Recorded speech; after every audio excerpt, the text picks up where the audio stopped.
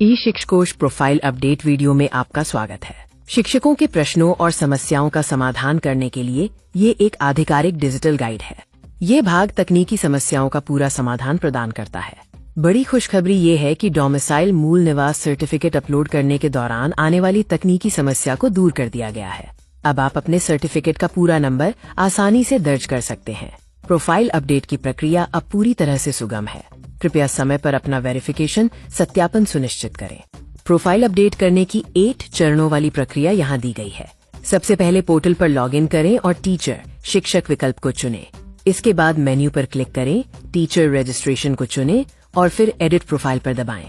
अपने mobile number, वैवाहिक स्थिति और पते की जांच करें और आवश्यकता अनुसार बदलाव करें।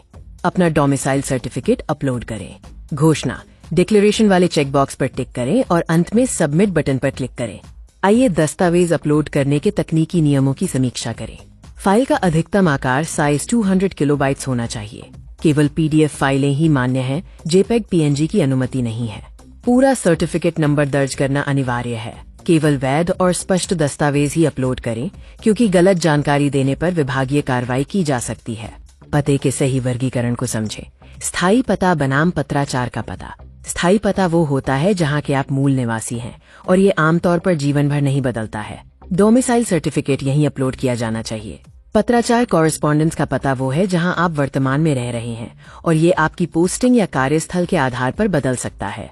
यदि दोनों पते समान हैं, तो सेम एज परमानेंट एड्रेस का विकल्प चुनें। विवाहित महिला शिक्षकों के लिए डोमिसाइल का नियम पति के पते पर नहीं, बल्कि पिता के पते पर आधारित होता है। ऐसा आरक्षण के प्रावधानों और अधिकारों की निरंतरता सुनिश्चित करने के लिए किया जाता है, जिसमें नियुक्ति के समय का स्थायी पता दर्ज होता है।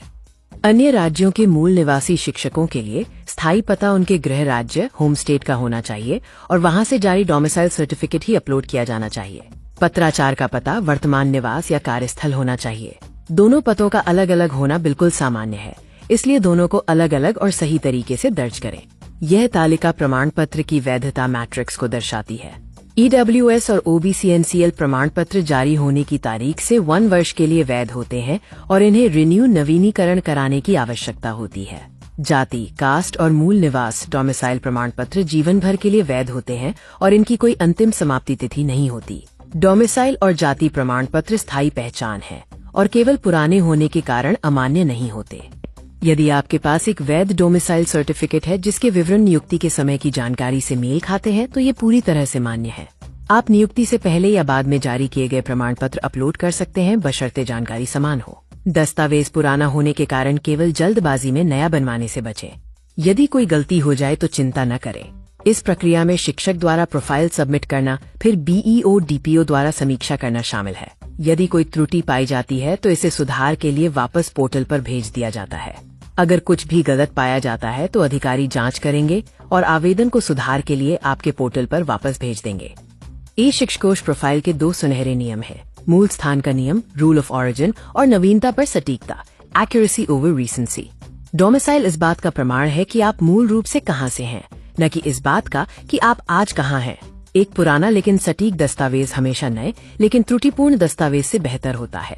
सही जानकारी ही डोमिसाइल प्रमाण पत्र की वैधता की एकमात्र कसौटी है, क्योंकि इसकी कोई समाप्ति तिथि नहीं होती। यह गाइड शिक्षकों की सुविधा और सामान्य जानकारी के लिए तैयार की गई है। भविष्य में विभाग की ओर से आने वाला कोई भी नया निर्देश ही अंतिम रूप से मान्य होगा। धन्यवाद। इस तरह की और भी महत्वपूर्ण जानकारियों के लिए लर्न विद PK पंकज से जुड़े रहें।